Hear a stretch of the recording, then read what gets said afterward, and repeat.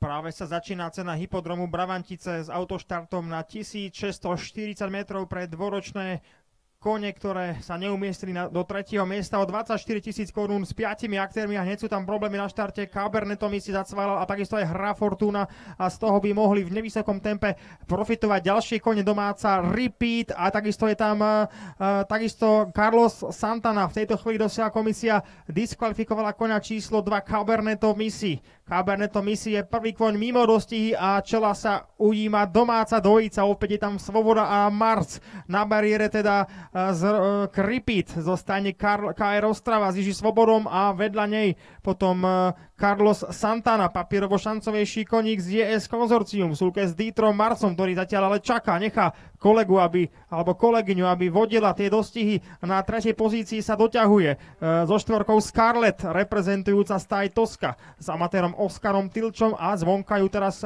predstihne Hra Fortuna zo stajne Vávra v Chropine so Pavlom Vávrom, ale boli tam problémy Repeat. Jiži Svoboda musel po zacválaní vytiahnuť von a prepadlo sa Repeat na 4. pozíciu. Za ňou ešte potom diskvalifikovaný Caberneto Misi pokračuje v dostihoch, potrebuje zbierať skúsenosti, aj o tomto sú dostihy. Pole už je v oblúku za cieľom, pred nami je zhruba 700 metrov, stále je to Dieter Marc a Carlos Santana, možno sa rodí exkluzívne double, lenže proti môže byť Pavel Vávra v súlke Hra Fortuny a takisto aj Oskar Tilč v súlke Scarlett. O týchto dvoch kobylách som hovoril, že majú vyššie kurzy, ale môžu prekvapiť. Teraz tam mala problémy Hra Fortuna, trošku zacvalala, stratila 2-3 dĺžky, ale stále môže teoreticky bojovať o víťazstvo.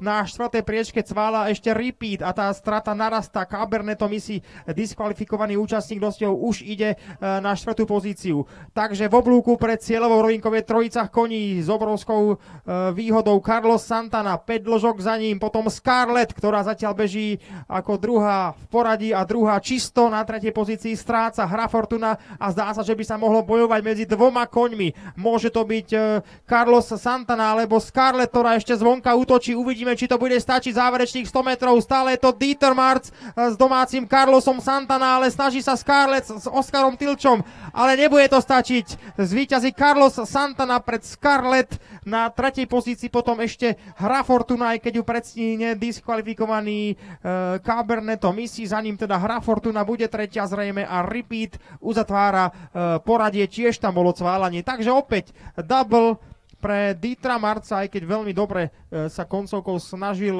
zaútočiť Oskar Tilč. Som hovoril, že tento muž známy skôr ako chovateľ doposiaľ v súlke absentoval. No a už máme avízo z dosťovej komisie, tá zrejme diskvalifikuje až trojicu koní, takže poradie Carlos Santana a Scarlett bude pravdepodobne konečné. Gratuliere, Dieter Marc. Das war gut Rennen. Ja, aber hätte ich nie geglaubt, dass er so gut geht. Er war todsicher, machte keinen Fehler. Aber wie ich alleine war etwas faul.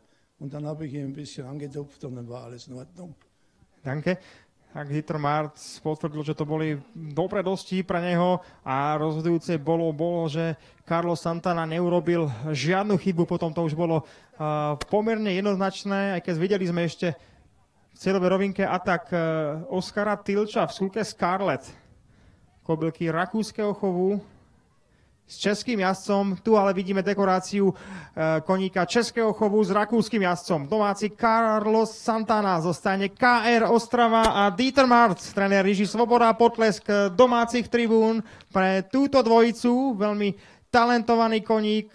Potomok kobylky Kanier BD, ktorá dala niekoľko veľmi zaujímavých klusákov na českej scéne. Takto namatkovo len spomeniem napríklad Karla CZ, ktorý má na konte niekoľko víťazstiev, viac ako 10 určite. A takisto to boli ďalšie kone